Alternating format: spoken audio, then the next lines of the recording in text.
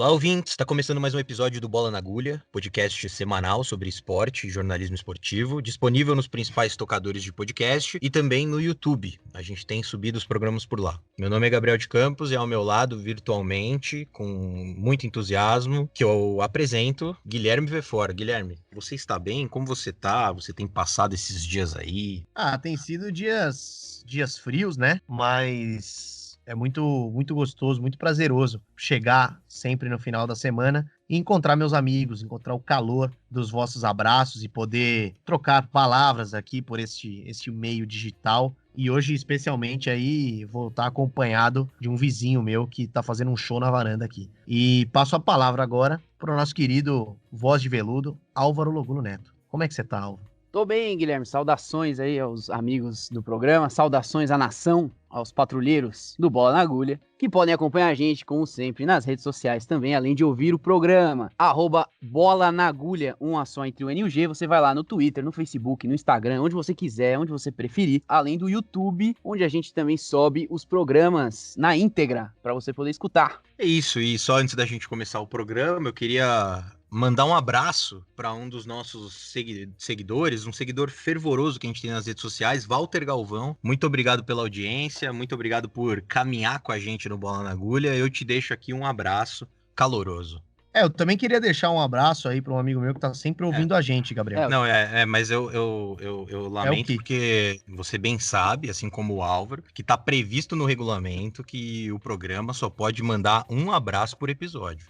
Então o abraço hoje já está dado para o Walter Galvão. Você pode guardar o seu abraço, você notifica o pessoal da produção do Bola na Agulha e a partir disso você vai ter o seu abraço liberado. Não, o Gabriel acabou de criar esse regulamento, então por isso eu vou deixar não um abraço, vou deixar 3 abraços aqui, já que ele foi extremamente... Tá no regulamento. Não. Você foi extremamente rigoroso e eu acho que a gente tem que ter aqui a abertura para mandar os abraços. Então um abraço pro Rodrigo Moura, nosso amigo de fé, parceiro de sempre. Um abraço também pro Wesley Amaral, que se tornou nosso seguidor 1101 lá no Twitter, hein? Acabou de seguir a gente, você também pode seguir. E por último, pra nação lá do Fiorentina Brasil, o pessoal bacana, que também nos segue nas redes sociais. Então tá aí, Gabriel. E que quando voltar da quarentena, a gente vai marcar alguma coisa com o pessoal da Fiorentina Brasil, né? Vai trocar uma ideia, de repente, sem dúvida, uma sem cerveja, dúvida. alguma coisa assim. Eles gostam bastante da gente. Mas é isso aí, Gabriel, pra você pensar um pouquinho na próxima, em vez de ser tão ditador com a gente, abrir um pouco mais a sua mente.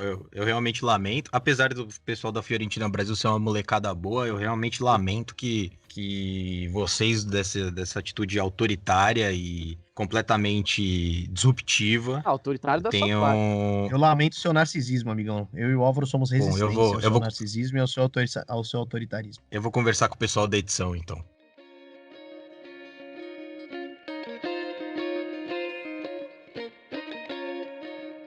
Essa semana teremos o 4º episódio do Linha Fina. Até hoje a gente já conversou com o Bruno Formiga, com o Juca Kfouri e com a Renata Mendonça, das Vibradoras. O intuito do Linha Fina é discutir o jornalismo esportivo com gente que cobre ou já cobriu o esporte. Hoje a conversa tem como mote os podcasts. Pode ter algum desavisado por aqui, mas isso que a gente tenta fazer é um podcast. Então o programa hoje vai ser meio um metaprograma, a gente vai falar sobre nós mesmos também no fim das contas. E para falar sobre o assunto a gente tem o Leandro Yamin, criador da Central 3, que é um estúdio formulado, pensado para produção em massa de podcasts, e por lá ele também é apresentador, enfim. A Central 3 foi criada em 2013 e hoje é responsável por mais de 30 podcasts autorais, além de abrir as portas para qualquer outro podcast que queira alugar as dependências e os serviços da Central. E a mim, antes de criar a Central 3, você chegou a escrever para o ESPN FC, que é um espaço no site da ESPN para torcedores, que torcedores escreviam sobre os times. Chegou a fazer alguns trabalhos com o jornalista Vitor Birner e outros freelas pontuais. Em outras entrevistas você chega até mesmo a dizer que já esteve fora do jornalismo antes da Central 3, e aí você vai e cria a Central 3 em 2013, no momento em que no Brasil, principalmente, se falava muito pouco de podcast. E a pergunta que eu te faço para abrir essa nossa entrevista é: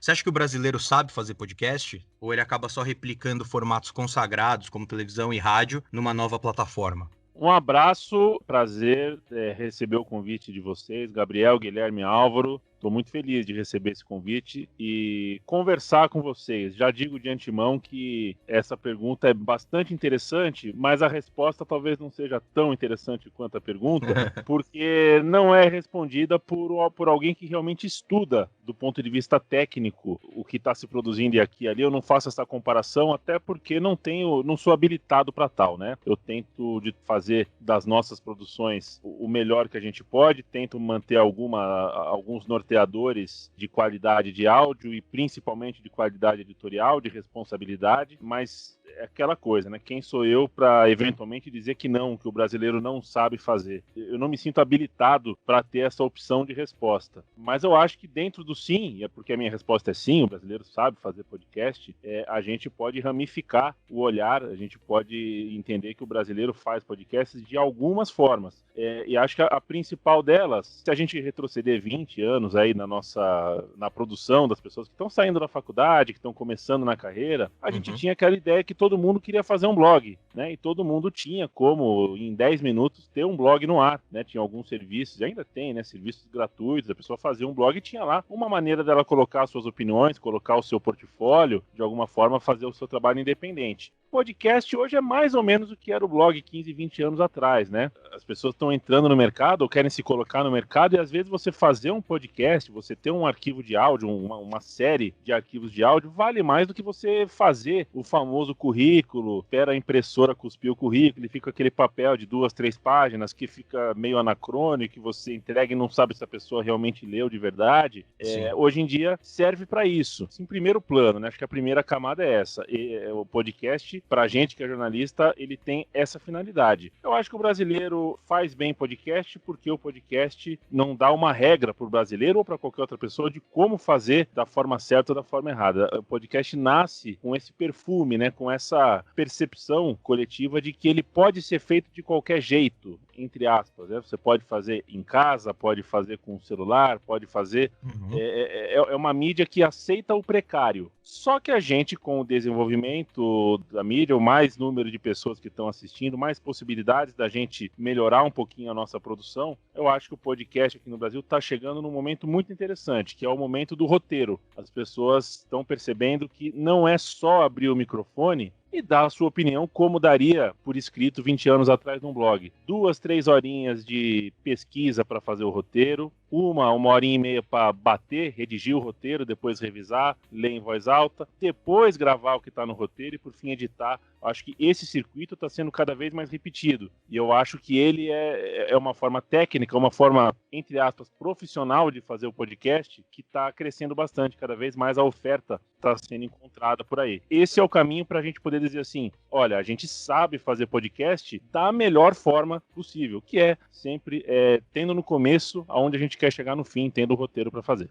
Leandro, Guilherme aqui. Claro que não dá para dizer se o brasileiro sabe fazer, não sabe fazer, se replicam ou não formatos. Mas falando especificamente da Central 3, que é o seu produto, o que você criou, né? Você acha que os programas da Central 3, no que eles se diferem, em especial os programas de esporte, tá? Dos programas de debate tradicionais da televisão e rádio. E aí eu falo principalmente quanto ao formato, porque a gente sabe que os conteúdos são muito variados e tem programas com diversas abordagens sobre o esporte. Mas em relação ao formato, para você, o que diferencia os podcasts de esporte da Central 3 do que a imprensa tradicional faz na televisão e no rádio? E só um adendo antes do Yamin responder aí, que o Guilherme, ele, dada o tamanho do nosso programa, ele faz o programa com banda ao vivo, entendeu? Aí tem esse sujeito aí, que acho que é o vizinho dele, que tá estralando o som aí, né? Pessoal, a gente tenta isolar o som aqui, mas o meu vizinho, acho que ele tá seguindo um sonho dele de ser músico, não sei, e ele decidiu fazer um show justamente nesse momento. Então ele colocou uma parafernália de som aqui, tá tocando samba, um Bruno e Marrone. Pra quem gosta, eu particularmente até tenho apreço, mas não enquanto estou gravando o programa. Salve, Guilherme.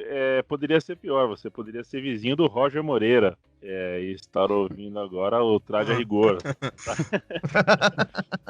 Olha, com todo respeito ao atual lateral esquerdo do Corinthians, o Carlos, e aos outros que eu vi alguns muito bons, como o Kleber, como o Silvinho e como tantos outros, a gente usa na Central 3 e usou no começo da nossa trajetória a figura do lateral esquerdo do Corinthians como uma piada interna, como um parâmetro e um sinal de alerta pra gente, uma bússola. Se a gente em um programa perceber que tá passando mais do que 3, do que 5, do que 8 minutos discutindo o lateral esquerdo do Corinthians, é porque tem alguma coisa errada. Isso serve para o volante do Flamengo, serve para o zagueiro do Palmeiras, são as pedras miúdas do cânone, do que todo mundo está falando, do que a gente tem 8 TVs especializadas em esporte falando, e mais tantos sites, e mais tantas rádios, enfim. A gente sempre se preocupou com não ser abraçado demais pelo cânone do futebol, pelo tipo de discussão, de debate que já tem tanta gente mais forte, maior, com mais alcance do que a gente fazendo. Alguns outros pontos que a gente leva em consideração são correlatos a isso, são derivados disso, na verdade, né? Então, quando a gente faz um programa sobre cultura de arquibancada, a gente está pensando em encontrar um nicho, um recorte bem fácil, né? Um recorte que em uma linha a gente consegue explicar, né? A gente, no Som das Torcidas, conta a história dos clubes através das músicas de arquibancada. A gente consegue um recorte diferente quando fala meu time de botão, a gente pega um time ou uma história do passado e faz uma história com começo e fim, sem tocar no presente. A gente teve um programa de futebol feminino, programa de futebol sul-americano, programa de futebol nordestino. A gente sempre tem um sobrenome pro futebol, né? São poucos os programas onde a gente se propõe a falar de futebol com pauta aberta. Isso a gente tem, por exemplo, no podcast da Trivela, e só é assim na Trivela porque a gente confia demais a parceria que a gente tem com o pessoal da Trivela, a maneira como a gente troca figurinha, a gente tem total certeza que a gente não vai passar 10 minutos discutindo o lateral esquerdo do Corinthians, desgastando aí o exemplo. E a gente tem os outros bate-papos, que a gente tem um com o Mauro César Pereira e o Lúcio de Castro, outro com o José Trajano e o Dudu Monsanto, onde a minha parte, né, a parte como o produtor que responde pela Central 3, a minha parte é só lembrá-los de que eles estão livres, soltos, eles podem chamar as coisas pelos nomes que as coisas têm. Na televisão nem sempre isso é possível. Na televisão nem o palavrão pode entrar muitas vezes. Então eu tento ser o cara que não atrapalha e o cara que deixa as pessoas entenderem que na Central 3 a gente não é uma produtora independente por acaso. A gente pega o ônus de ser independente, mas a gente quer pegar o bônus também. Então, se o Dudu Monsanto quer falar um palavrão, ele fala. Se o Lúcio de Castro quer fazer uma digressão de 22 minutos, ele faz. Se o Zé Trajano quer contar a história de cantores que 90% do público, na verdade, não conhece, mas ele acha que é interessante de falar e que tem a ver com alguma coisa do América e do Flamengo de 58,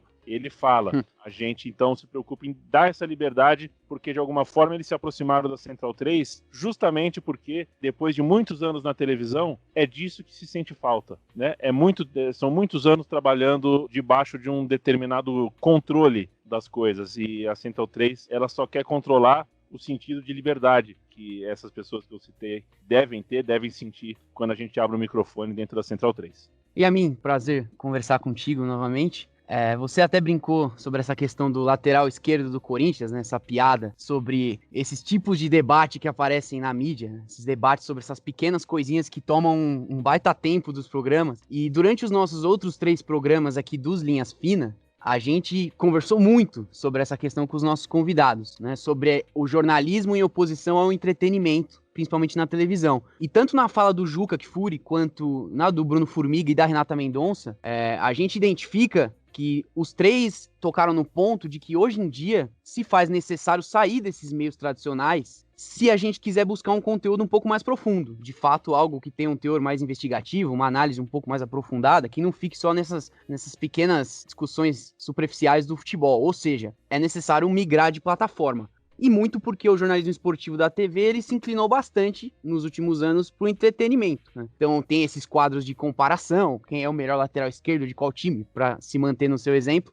Ele extrapolou um pouco, né, o bem humor e passou a ser uma sátira mesmo, uma coisa assim, uma comédia na televisão. E como a gente gosta de falar bastante desse assunto, e é sempre oportuno a gente tratar dele, eu vou repetir uma pergunta que a gente fez para os nossos outros convidados, que é justamente se você concorda com essa questão de que o jornalismo esportivo, principalmente do rádio e da TV, se tornou, em regra, um produto de entretenimento nos últimos tempos, e diante disso, quais são os espaços que o podcast pode chegar para ocupar que a imprensa tradicional, como rádio e a TV, estão deixando lacunas? Tudo bem, Álvaro? Prazer é meu de falar contigo. E a sua pergunta, ela poderia ser respondida com uma palestra, né? A gente tem que preparar um material bem grande, porque a gente tem vários pontos de partida. Eu vou fazer um fluxo de consciência aqui, mas com certeza vou estar deixando várias outras arestas não aparadas aí. Poderia falar, por exemplo, sobre estudos que eu não tenho, e certamente esses estudos ajudariam a gente a achar a resposta. Estudos, por exemplo, o mesmo estudo que fez nos anos 80 a Xuxa e a Angélica e o Balão Mágico, tanta gente cantar e fazer o público infantil dentro das famílias brasileiras se tornarem consumidores, hoje em dia, com a facilidade do celular, com a facilidade dos canais de YouTube, com essa coisa do Instagram tão forte, as televisões e os meios mais tradicionais também estão buscando uma forma de fazer com que o público de 12, 13, 15, 16 anos seja um consumidor da produção deles. É uma situação difícil, eu acredito que esses estudos existam e ajudem a gente a entender por que às vezes algumas decisões que a gente não entende são tomadas, inclusive em televisões, em canais que a gente sempre admirou, justamente por fazer o contrário. Só por não ter esse tipo de número, por não ter esses dados, eu dou o benefício da dúvida para algumas decisões feitas pelas grandes empresas, né? Eu tenho uma amizade com o José Trajano, por exemplo, por causa da Central 3, mas ele chegou na Central 3 um pouco depois de sair da ESPN. E quem o substituiu na ESPN, o substituiu com uma grande novidade, a chegada da Fox Sports. E isso não é tão simples. Isso traz uma visão matemática das coisas. Você tem uma fragmentação do público, é um bolo que se reparte. Então, eu prefiro uma grande reportagem, um grande programa de grandes reportagens, o Brasil da Copa do Brasil, aquelas reportagens maravilhosas que a ESPN fazia sobre esportes olímpicos. Não tenha dúvida, eu prefiro. Mas sem ter os dados, sem ter os números, eu não consigo só bater, né? Eu não consigo só falar, poxa vida, piorou. Eu tenho certeza que piorou, mas algum motivo deve ter. Não pode ter sido só deliberadamente uma vontade de tornar a produção mais tosca, ou mais pobre, ou mais isso, ou mais aquilo. E eu suspeito que tem um público, que tem uma fatia de público etária e social que está tendo mais contato com alguns meios de produção tradicional, e isso ajude a gente a entender por que determinadas decisões impopulares, para o nosso ponto de vista, são tomadas. Eu, como produtor independente, sou jogado em algumas valas comuns a todo tempo. Então, se eu fizer uma crítica a alguma coisa relacionada a clube empresa ou a arenas, é muito fácil colocar um carimbo de que eu sou, por exemplo, saudosista. Ou se eu falo um pouco mais forte de um cartola, eu sou radical.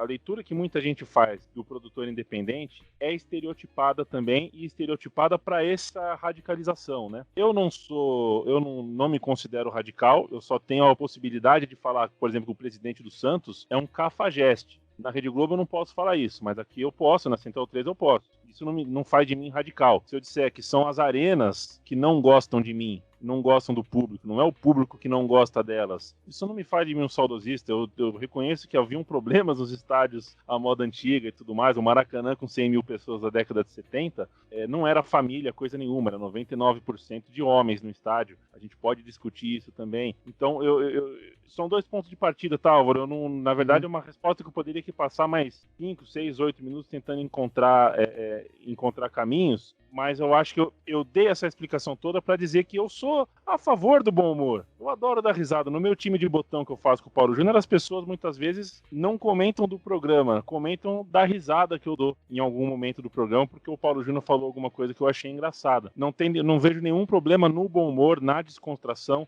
no entretenimento. Acho que o problema não é exatamente esse. O problema é fazer humor, fazer entretenimento que também mexa com o riso, demanda ainda mais cuidado do que só entre aspas, o jornalismo, só fazer o arroz com feijão. Porque você trabalha com uma linguagem muito mais sutil, você trabalha com ironia. O humor é crítico também, afinal de contas, né? Para dar exemplo, não queria, mas para dar exemplo, acho que há diferença entre o Bolívia Zica e o Cartoloco. Quando alguém vai num jogo de futebol a sério, um jogo valendo coisa importante, com 2 camisas importantes, e debocha do reserva, e debocha do torcedor solitário, isso não é humor. Por outro lado, quando você senta para fazer uma entrevista com um jogador como o Marinho do Santos, ou como, sei lá, qualquer outro, o Amaral, ex-jogador, e ali você tira uma provocação, os dois são humor, mas existe muita diferença aí, existe um preparo. Se você prestar atenção, existe um preparo diferente entre uma coisa e outra. Não acho que o problema é exatamente o entretenimento. O problema continua sendo, como era nos tempos do jornalismo sem essa questão, a forma como você faz, a maneira como você apresenta, o tom. E isso vai ser sempre. O próximo dilema que o jornalismo vai enfrentar também vai passar por isso. A questão vai estar muito mais no tom, no preparo, na honestidade de você estar fazendo uma coisa que você consegue sustentar, do que propriamente se você está fazendo um pouquinho mais de entretenimento, um pouquinho menos de entretenimento, se é um pouquinho mais sério, um pouquinho menos sério. Acho que exatamente, eu concordo com você. Acho que fazer humor é muito difícil. Acho que a única questão é que quando a gente traz à tona essa questão do entretenimento, é esse entretenimento infantoloide, assim, sabe? Que acaba prejudicando a produção jornalística, porque ele toma conta, assim, de uma forma 100% lúdica e nenhum por cento jornalístico, didático, que seja. E eu tô falando de programas que ficam comparando jogador, que ficam comparando time. Quem é melhor, o Flamengo de 1925 ou o Palmeiras de 2018? Quer dizer, o que isso acrescenta? Nada, né? Mas falando sobre a cobertura jornalística tradicional, assim, principalmente de televisão e rádio, você acha, Yamin, que essa cobertura mudou depois que os campeonatos aqui no Brasil retornaram? Você acredita que houve uma leniência maior das emissoras com o retorno do futebol? Principalmente em relação à pandemia, né, eu digo. Bem difícil. Eu acho que a gente precisa de um certo distanciamento ainda. A gente vai precisar deixar o tempo passar para cravar. Que existe uma leniência, eu acho que existe. Embora eu saiba que eu seja uma minoria, nesse caso, sim, radical, tem uma leniência e tem um ponto e começa a outra frase com mas vamos que a bola vai rolar e pronto, né? Me incomoda bastante porque às vezes me faz ter a sensação de que a gente em 140 dias ainda não percebeu o tamanho da gravidade, a gente ainda não entendeu que os números que a gente tem, que são altíssimos, eles não são confiáveis, eles provavelmente são muito maiores. Sim, com certeza. E que o futebol contagia as pessoas, o futebol motiva as pessoas, e cada vez que a gente fala de um jogo, mostra um jogo, conta a história de um jogo numa circunstância como essa, a gente absolve o camarada que não respeitou o devido momento, que não fez a lição de casa antes de brincar no quintal. Primeiro o dever, depois o lazer. O Brasil definitivamente, a culpa não é só das pessoas, né? Claro que teria que haver uma política pública de comunicação muito forte, massiva, constante, de hora em hora, explicando sobre a máscara, sobre a importância por exemplo, do isolamento social. Mas são essas pessoas que, quando veem o Botafogo em campo, quando vê o Grêmio em campo, mexe com ela. O dia seguinte é diferente. O olhar dela para a situação anormal que a cidade onde ela vive está vivendo, eu acho que o futebol pecou, sim. Só que eu acho que a gente só vai conseguir ter uma medida exata disso daqui a um tempo. Eu ainda não consigo te dizer em qual grau a gente está falhando nessa forma de narrar a volta do futebol.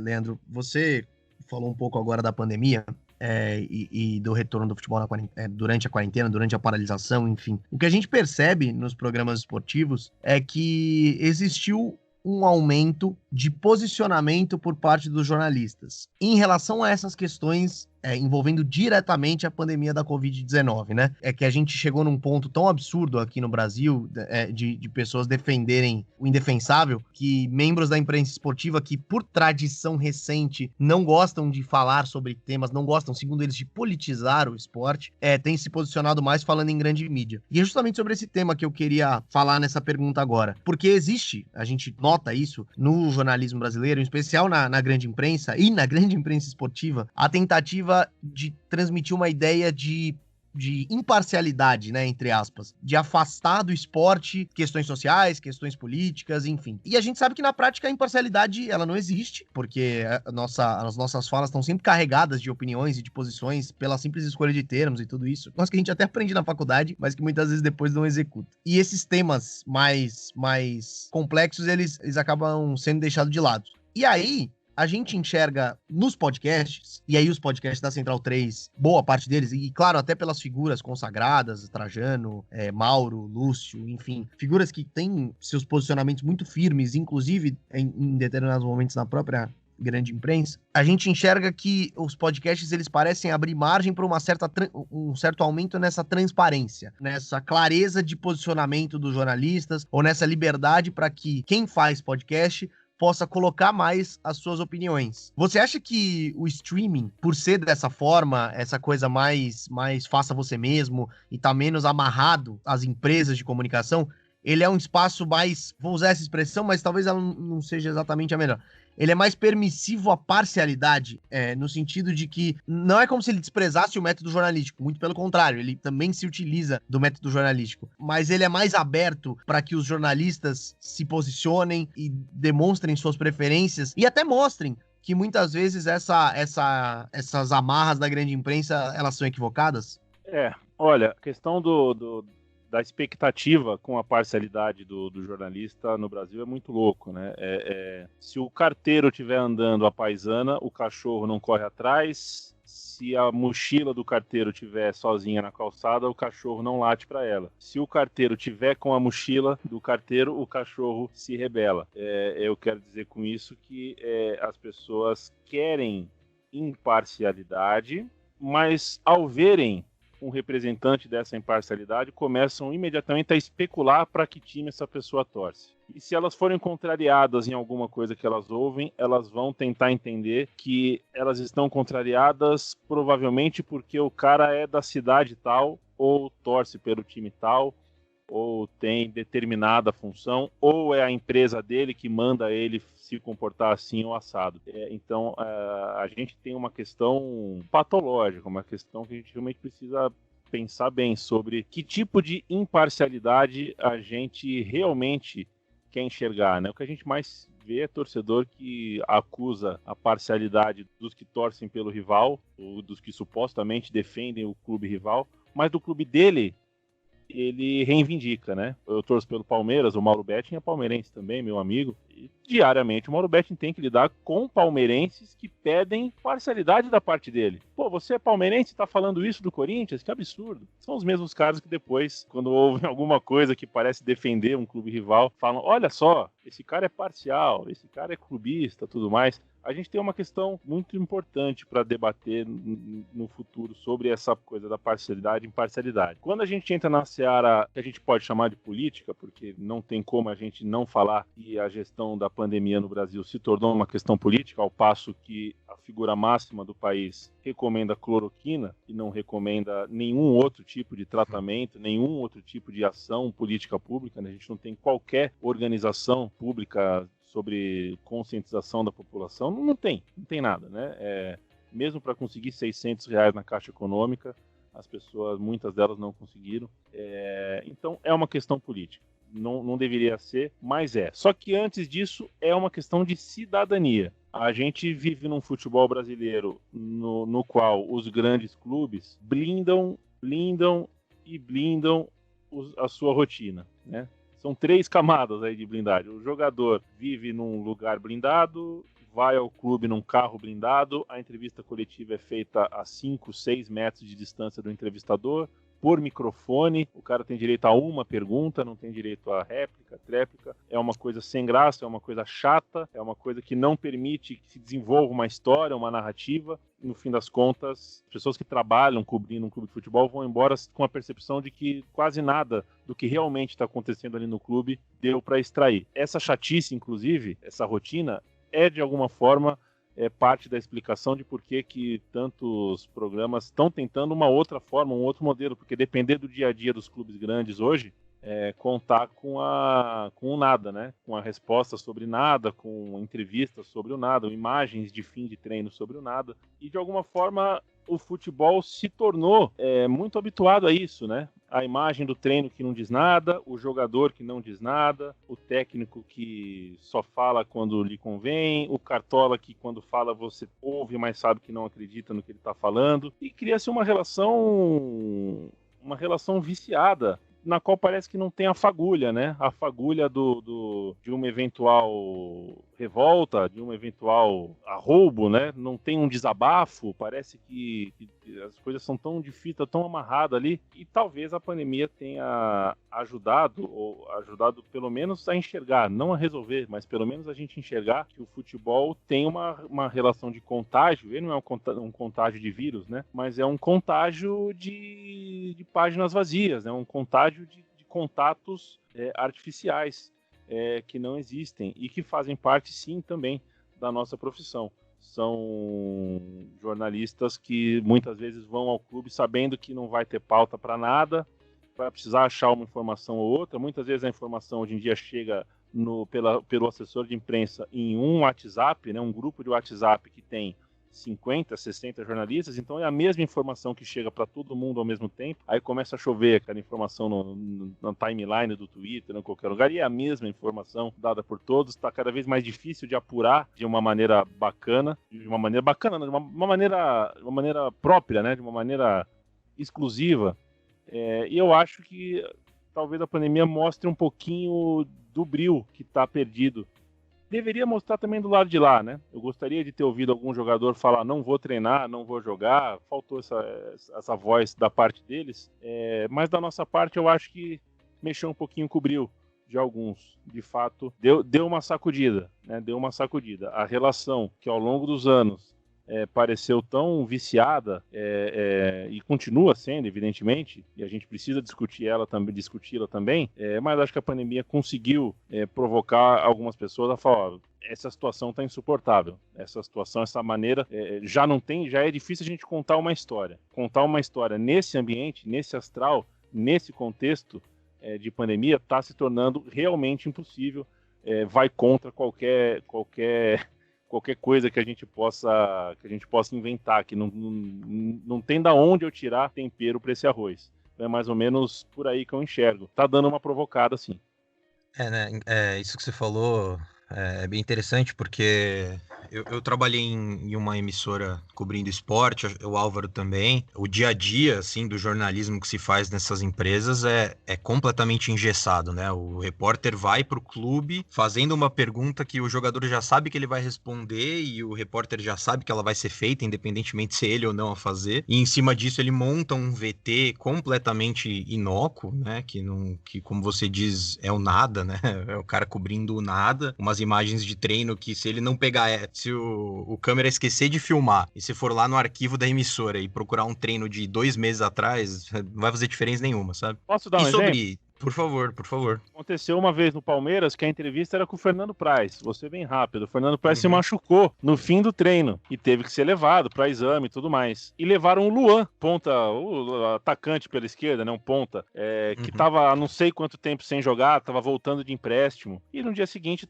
as matérias eram todas sobre o Luan. Quer dizer, se tivessem levado um Vaso no lugar do Luan, a matéria teria sido sobre o Vaso, porque estava todo mundo preparado para falar com o Praz.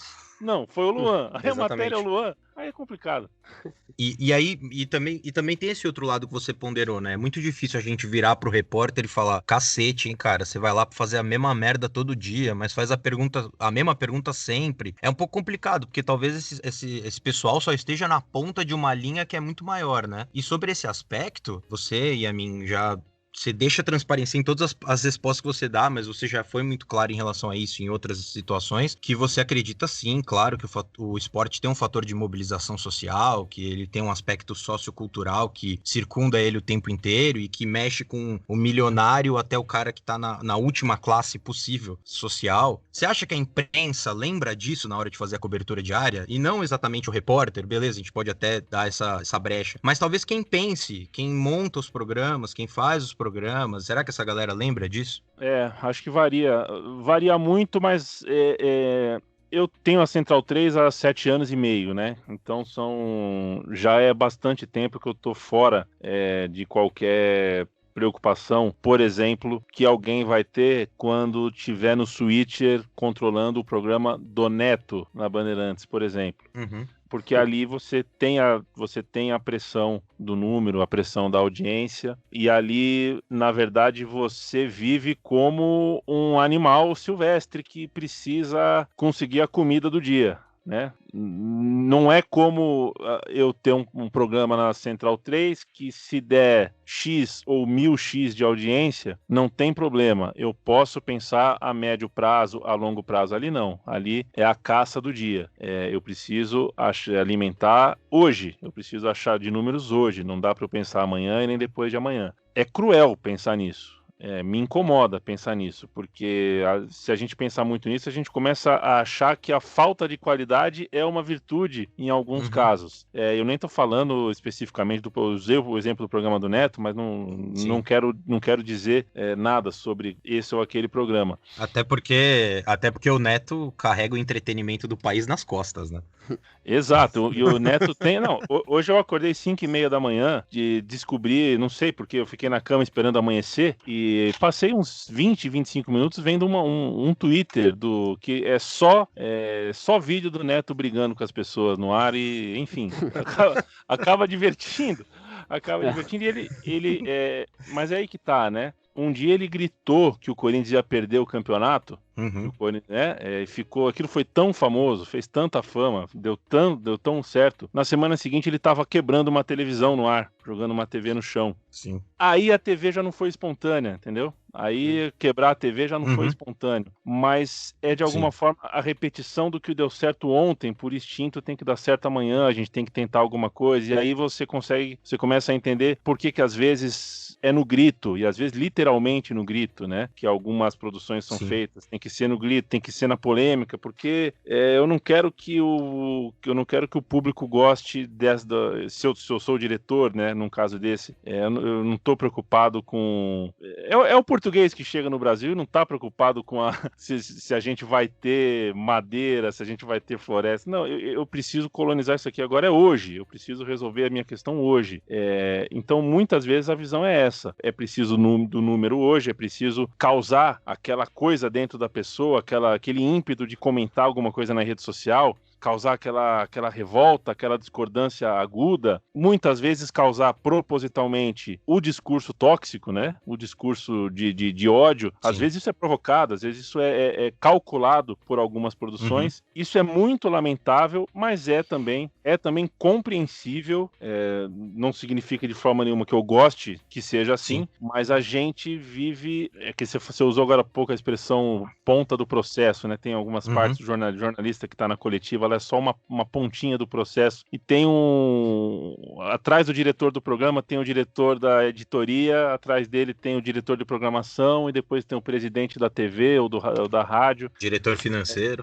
E essas camadas todas eu posso te garantir, eles não estão preocupados com a questão social, com a mensagem social, com o papel social do futebol e dos clubes de futebol. Talvez o Neto até esteja, para voltar, por exemplo, do Neto, talvez o Neto esteja preocupado. Sim. Trabalhou, foi diretor de clube, sabe como é que é o perrengue de uma categoria de base, talvez ele esteja preocupado. Talvez o Cascão, que é o cara que fica ali no suíte dele, também se preocupe um pouco. Mas aí você vai indo para uma camada, outra camada, todas essas camadas acima, é o relatório que a impressora cospe, entendeu? É quantos números tem ali, é o que deu certo e o que deu errado, e o futebol que se vire com isso. O futebol, nesse sentido, para essas pessoas, não é nada diferente do que a Fazenda, ou de Férias com Ex, ou Trato Feito, ou qualquer outra produção. Foi a questão que a gente falou até sobre essa mudança de plataforma para poder executar esse tipo de conteúdo. Mas antes eu queria fazer uma pergunta agora pro Yamin. Voltando um pouco a falar especificamente de podcast, foi até um ponto que você tocou lá na sua primeira resposta. E antes de fazer a pergunta, eu quero deixar uma impressão pessoal minha, que inclusive se você discordar dela, você pode dizer na hora que você for responder.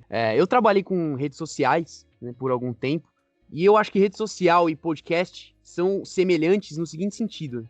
São duas matérias de estudo que são novas. São produtos de comunicação que muita gente está executando, mas de certa maneira ainda é uma coisa nova aqui no Brasil, né? Ou seja, ninguém tem a fórmula exata de como fazer, como você bem disse a mim. Não existe uma receita de sucesso, uma receita de fracasso. São tentativas e erros, como é também nas mídias sociais. Quem trabalha com isso está a todo momento testando. Claro que tem ideia do que dá certo, do que pode não dar certo, mas não existe uma fórmula exata, porque não é uma ciência precisa. O jornalismo impresso, o próprio rádio e a televisão, de certa forma, tem, né? esse tipo de receita, que é o que é ensinado nas faculdades. No caso do podcast, a gente não tem, em regra ainda, uma unanimidade no ensino das faculdades sobre esse tipo específico de plataforma. Apesar disso, se a gente for pesquisar por aí no Google, né, o que é um podcast, como fazer um podcast, você vai fatalmente encontrar alguns artigos que são aquelas listas famosas que a gente encontra de como fazer um podcast em 5 passos, né, esse tipo de coisa, mas são coisas totalmente vagas, assim, não tem muito aprofundamento. Então, diante disso, eu te pergunto, você acha que, por ser, de certa forma, essa novidade que eu falei aqui no Brasil, é justificável que as faculdades de jornalismo ainda não tenham um currículo consolidado sobre o tema, no geral? E mais, o podcast ele tem ou ele vai ter uma receita no futuro? Vai ser possível ensinar alguém a fazer esse conteúdo exatamente?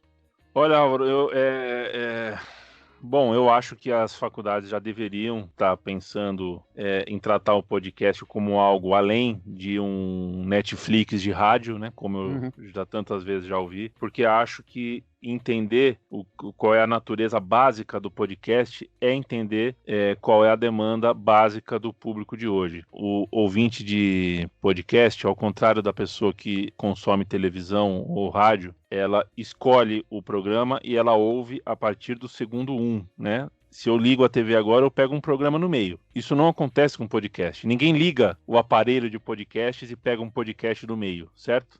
Ela escolhe e começa a ouvir desde o primeiro segundo do programa. Isso está totalmente conectado com a nova maneira de consumir informação, né? Com a facilidade que a internet dá para as pessoas, a facilidade que o celular dá para as pessoas, a facilidade que as pessoas têm de colocar o celular espetado no som do carro e ouvir o que quiser ali. Isso nas grandes cidades, mas nas pequenas cidades também você vai encontrar hábitos parecidos. Então eu acho que não tem mais desculpa para a gente não tratar essa forma de consumo com a seriedade que deve. Não se trata de achar que eu não acho que vai acabar a TV, que vai acabar o rádio, mas acho que o hábito de consumo está mudando de maneira muito forte. E os principais programas de rádio já perceberam isso, já estão em forma de podcasts à disposição do público, né? O Pânico da Jovem Pan já tem um podcast, né? E você percebe, se você ouvir o programa ao vivo, não que eu recomende, mas se vocês quiserem ouvir o programa Pânico ao vivo, vocês já vão ver que existe uma linguagem dentro do programa pensando na pessoa que vai ouvir depois em podcast. Algumas vezes a pessoa cita alguma coisa que não é para o público ao vivo, é para quem vem depois. E isso tem que ser levado a sério, levado em conta na hora de entender por que as pessoas estão ouvindo mais podcasts, né? Por que as pessoas estão consumindo mais esse tipo de material? Elas estão consumindo porque elas estão se habituando a escolher a hora que elas começam a assistir alguma coisa. Serve para o Netflix, serve para a Amazon, serve para o YouTube, serve também para o consumo do podcast. Ô Álvaro, você me desculpa, eu fiz essa digressão e acho que tinha uma segunda pergunta que eu perdi um pouco. Me dá só o fio da meada, por favor. Não, era se você acha que o podcast ele terá uma receita no futuro, como tem, por exemplo, o jornalismo impresso com a pirâmide invertida, esse tipo de coisa, e se vai ser possível ensinar alguém a fazer esse conteúdo assim de forma bem regradinha mesmo. Tô curioso para ver como que isso vai ser posto, porque a gente basicamente não tem quem seja o cânone para contar essa história, né? Quem vai ensinar, né? Quem vai contar? Então isso é difícil. O que eu acho que não vai estar de fora de qualquer cartilha, e isso eu já respondi de alguma forma logo no começo do nosso papo aqui, é roteiro. Ter o roteiro, né? Um bom podcast começa com uma criação de um roteiro. O segundo ponto, não precisa ser excelente, não precisa ser perfeito, mas é preciso que a qualidade do som seja boa, é preciso que tenha alguma competência de pós-produção, ou seja, quem ouve percebe se foi colocado um bloco como se fosse ao vivo no ar, ou se tem um ou outro corte de alguma outra redundância, alguma outra gaguejada, o público percebe isso, eu acho que isso também faz parte, e a percepção de que é o que eu diria se eu estivesse numa sala de aula se eu estivesse explicando o que nesses meus 7 anos de podcast eu tenho como experiência, é que o podcast não termina quando você publica. Quando ele é publicado, na verdade, você está no meio do processo. Você interpretar como as pessoas estão recebendo, por qual motivo as pessoas chegaram, com quais palavras você vendeu o programa, o que deu certo, o que não deu nesse sentido. Essa parte da pós-produção é muito legal, porque a pessoa que faz TV, né, ela não tá muito na mão dela, essa parte do pós. A pessoa do rádio também não. E de alguma forma, nós, produtores de podcast, a gente também é responsável pela venda do programa, né? A gente também coleta esse tipo de informação. Eu acho que isso é muito interessante, porque vai fazer com que na hora da gente falar como se faz um podcast, vai ter que ser preciso explicar para as pessoas uma certa... Assim, vai ser preciso você cuidar de uma chatice. Eu sei que você é jornalista e preferia não cuidar de números, preferia não cuidar de estratégia comercial, preferia que as coisas só acontecessem e depois da publicação é abrir uma cerveja e relaxar. Mas no caso do podcast tem essa parte a mais. Também não sei, é gostoso participar dessa última etapa, que a gente geralmente não participaria, também é gostoso, mas é de alguma forma uma persona que a gente tem a mais. A gente é o que produz, a gente é o que apresenta, a gente é o que edita, e no podcast a gente também é aquele que fica preocupado nos números, dá uma olhada no que deu certo e que não deu, na estratégia. Eu sei que o jornalista, no fim das contas, prefere abrir uma cerveja quando publica o programa e relaxa, né? Já fiz meu trampo, entrega e pronto. Mas no caso do podcast, eu acho que tem essa coisinha a mais, tem essa participação a mais no processo, que é algo que ninguém faz por você. Na televisão tem vários departamentos, né? Departamentos cheios de pessoas e vários departamentos. A produção do podcast não. Então essa parte é importante que você faça. Eu acho que isso também vai cair em qualquer cartilha sobre como produzir um bom podcast. Acho que é preocupação com o roteiro, uma qualidade decente de som, um mínimo cuidado na forma de editar o programa e saber que ele não termina quando está publicado, que tem mais um caminho. Bom, enquanto o meu vizinho entoa a plenos pulmões os versos de Temporal, do grupo Arte Popular, eu vou fazer uma pergunta para você sobre um tema que é interessante e talvez fuja um pouco do podcast em si. Mas a gente pegou uns dados aqui do TIC Domicílios, né? Que é uma espécie de censo organizado pelo IBGE sobre o acesso à internet da população brasileira. E o último que foi divulgado foi o de 2018, né? E esses dados, eles mostram que 75% da população tem acesso à internet. No entanto, esses dados, eles também mostram que uma parcela bastante significativa dessa população com acesso à internet, em especial as populações de classes mais baixas, elas têm esse acesso apenas pelo celular, e muitas vezes esse acesso é limitado, por vários motivos, mas especialmente porque os planos de internet são limitados e muitas vezes são condicionados ao acesso às redes sociais. Então, às vezes você não tem limitação para o Facebook e para o Instagram, e para o WhatsApp, mas sua franquia de dados para qualquer outra coisa, ela é muito pequena. E isso acaba fazendo com que o acesso aos serviços mais pesados, entre aspas, como streaming, reprodutores de vídeo e áudio, acaba não sendo uma prioridade, né? A pessoa vai se preocupar muito mais com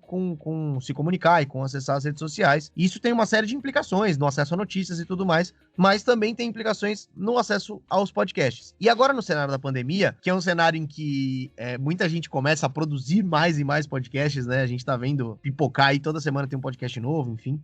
Inclusive o nosso retornou durante a pandemia. A gente percebe que essa desigualdade digital, se é que pode se dizer assim, ela tá agravada, né? Dá para dizer que o podcast, enquanto formato, por todas essas limitações, ele tem também uma limitação social com esse cenário que a gente tem no Brasil? E essa limitação, ela se expressa no conteúdo dos programas?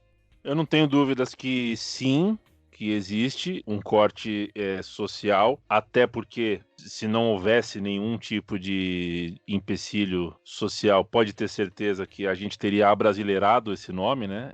Então, já de ponto de partida, chamar o negócio de podcast já não é uma coisa que qualquer pessoa fala no café da manhã, assim. Tem um corte, né? Tem um corte. É curioso que o podcast, ganha força no Brasil com o auxílio do futebol, com o auxílio da Copa do Mundo.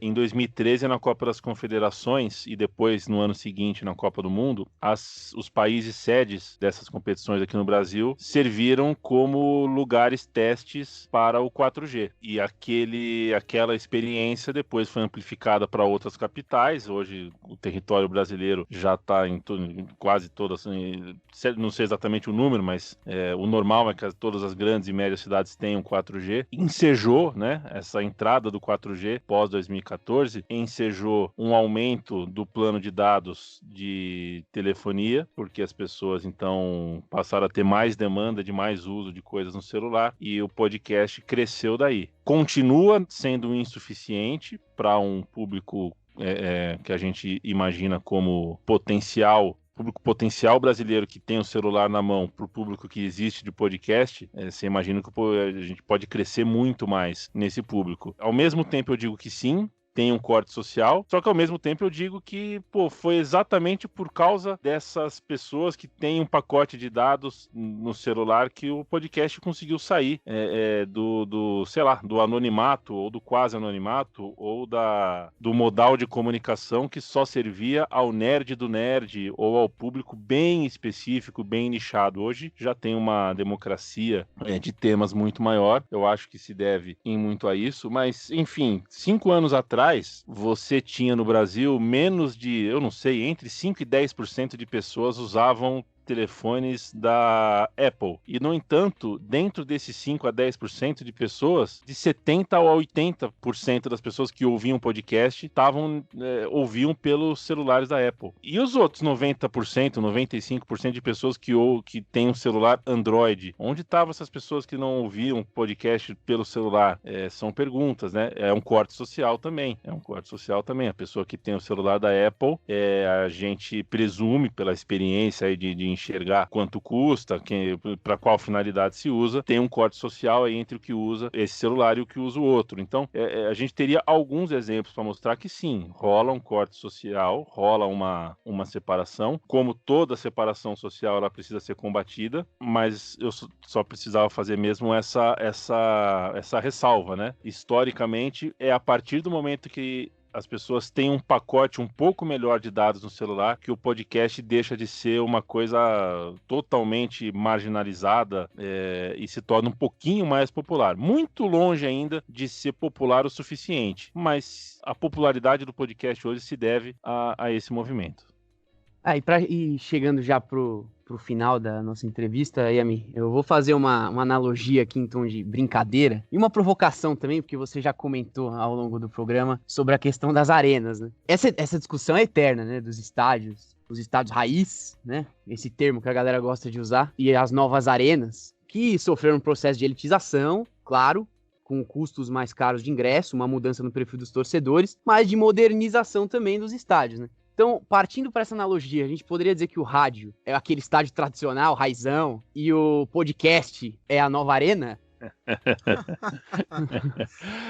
Olha só, eu acho que tô tentando responder dentro da metáfora também, tá? Dentro da analogia. Eu trouxe pro Palmeiras, né? E o estádio antigo do Palmeiras tinha um setor de cadeira descoberta, um setor de concreto descoberto, depois um setor de cadeira coberta e depois um setor de cadeira descoberta, diferente do outro setor que tinha do outro lado do campo, cadeiras de maneiras diferentes. Ou seja, você tinha espaço para vários tipos de público. O Maracanã antigo tinha a arquibancada, tinha a cadeira central, tinha a geral, tinham várias camadas, você tinha escolhas e escolha, você tinha tipos de experiência. E uma coisa que eu fico assustado de ver nas arenas, no modelo das arenas, é que elas privilegiam só um modelo, né? O lugar onde eu vejo o jogo no estádio do Palmeiras, ele já existia no estádio antigo. Uma cadeira num lugar coberto já existia, não é propriamente uma novidade para mim, né? Já tinha essa cadeira, eu já tinha a opção de ver o jogo num lugar como aquele. O que me assusta é que o estádio agora só tenha essa opção. Então, não me parece, eu não consigo engolir a ideia de que o estádio de hoje, de que as arenas de hoje modernizaram. Elas não modernizaram, elas, na verdade, elas tornaram um lugar plural, né, um lugar de escolhas, de tipos de experiência muito plurais em uma experiência singular, né, em um lugar onde você só tem uma escolha, um modelo de presença. Nesse sentido, o podcast ele não se assemelha à arena, ele se assemelha ao estádio antigo, porque o podcast é o milagre é o milagre do índice, do sumário de temas, né? Você pode jogar em um feed de podcasts qualquer tema, ou quase qualquer tema, você vai encontrar alguma coisa. Nem sempre de maneira especializada, nem sempre de maneira bem produzida, mas já se discute um pouquinho sobre cada coisa. Então, ainda para não sair da analogia, acho que o podcast você ouve sempre do começo. Embora pareça com um programa de rádio, ele tem uma maneira de se apresentar para o público final que é bastante diferente, né? Quem está ouvindo aqui a gente, pode com um clique ouvir desde o começo.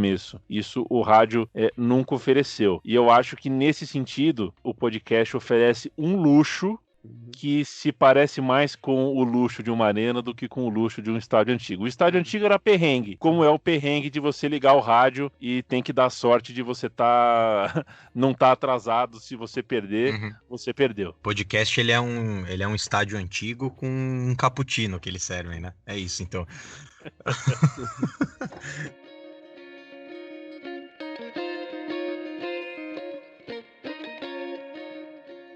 Obrigado pela conversa, viu, Yamin? Foi muito legal. Acho que se você tava com receio de não cumprir as expectativas, acho que no fim acabou ficando um programa bastante interessante. Não só para falar de jornalismo, mas especificamente de podcast, que é onde você tá trabalhando hoje. Valeu!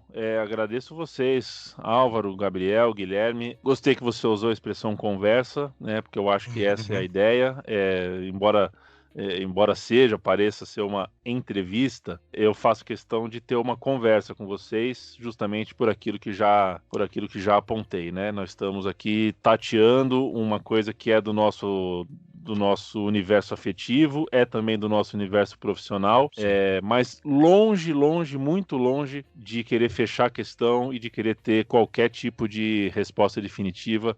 Se você ouviu a gente aqui por 1 hora, não saia com verdades, não. Acho que o legal é a gente conversar. O podcast ainda está engatinhando demais para a gente ter respostas definitivas, e todas as questões que a gente está lidando no jornalismo esportivo, no nosso momento, no nosso lugar de afeto aqui, que é o futebol, são questões com muito lados, né? Tem muitas faces, Sim. Tem muitas ramificações. Então acho que cada vez que a gente conversa, a gente consegue preencher um caminho, mas não todos eles, a gente não percorre todos eles. Então vamos sempre conversar, sempre discutir, porque acho que nunca foi tão necessário que a gente faça esse exercício, né? É um momento bastante dramático aí pra gente abrir mão de ter uma conversa. E nesse sentido, Gabriel, Guilherme, Álvaro, que legal que vocês me chamaram para conversar. Maravilha, a gente que agradece, que achou maravilhoso, e é justamente isso, a gente não tá aqui para encerrar nenhuma questão, mas talvez para estimular o debate sobre elas, o debate que a gente sente que na imprensa tradicional acaba ficando um pouco de lado no dia a dia. Guilherme, obrigado, viu, pela sua presença. Você é uma pessoa ótima que ilumina o programa e abrilhanta as nossas gravações com toda essa sua lucidez e a sua capacidade cognitiva muito acima da média, viu? Cada semana é uma surpresa, né? Dessa vez eu trouxe aí comigo uma trilha sonora que agora acabou de cessar aqui. Mas queria agradecer também ao Yamin. Acho que quando a gente decide fazer o Bola na Agulha e pensar o projeto do Bola na Agulha, a ideia era um pouco essa mesmo, conversar com quem entende de imprensa, com quem vive a imprensa nas suas diversas facetas e discutir. Acho que a gente sente uma carência de discutir a própria imprensa, uma carência que vem desde a faculdade, assim. Na faculdade a gente já discutia pouco isso, então acho que o Linha Fina, ele consegue ser esse espaço aí. Então agradecer o Yamin, agradecer ao Gabriel e agradecer também, passar a palavra para o nosso querido rei da voz, Álvaro Logulo Neto. Forte abraço, Álvaro. Forte abraço. Eu pensei que ia ter um sobe-som aí no final com o seu show pra terminar o programa, mas acho que não vai ter não, né? Só resta aqui agradecer ao Yamin novamente, aos meus amigos que estiveram comigo, a todo mundo que ouviu o programa, essa metalinguagem, né, que foi o programa de hoje, falando um pouco sobre nós mesmos também, e até a próxima edição. É isso, Yamin, só pra não passar batido, se quiser deixar suas redes sociais aí, pessoal, onde o pessoal pode te seguir, onde o pessoal encontra os podcasts da Central 3, se quiser falar especificamente sobre algum dos podcasts produzidos lá, o espaço é seu. Pô, agradeço, não tenho, vai conseguir conversar comigo pelo Twitter, Leandro Yamin mesmo, sem segredo. Instagram não tenho, Facebook tenho, mas não uso. E-mail, retranca352@gmail.com. E viva o e-mail, mandem e-mails para as pessoas. O e-mail, as pessoas estão maltratando muito, querendo aposentar o e-mail, mas é bom. Sim. E-mail eu gosto de responder. E a Central 3 está aí, a programação é muito vasta. Vocês me encontram falando no Pontapé, com Zé Trajano e Dudu Monsanto. Muito mais do que futebol, com Mauro César e Dulce de Castro. Apresento O Som das Torcidas, com Matias Pinto. Meu Time de Botão, com o Paulo Júnior. Trivela, com Felipe Lobo, Biratan Leal, Bruno Bonsante, Vitor Birner e Leandro Stein. E mais alguns programas que eventualmente na Central 3 eu apareço. A programação tem mais de 25 podcasts regulares. A gente oscila porque alguns programas são de temporadas, mas a gente tem sempre, em média, entre 28, 30, 32, por aí, programas ativos, colocando coisa no ar. Então, certamente, algum deles já passou pelo seu ouvido. E se não passou, dá um pulo em central3.com.br e escolhe algum para ouvir. É isso, maravilha. E o Bola na Agulha, quem estiver ouvindo pode acompanhar nas nossas redes sociais, @Bola na Agulha. A gente tá no Facebook, no Twitter, no Instagram e também no YouTube. A gente tem subido os programas por lá e, é claro, você pode ouvir o podcast nas principais plataformas, nos principais agregadores de podcast. É isso, muito obrigado e até a próxima.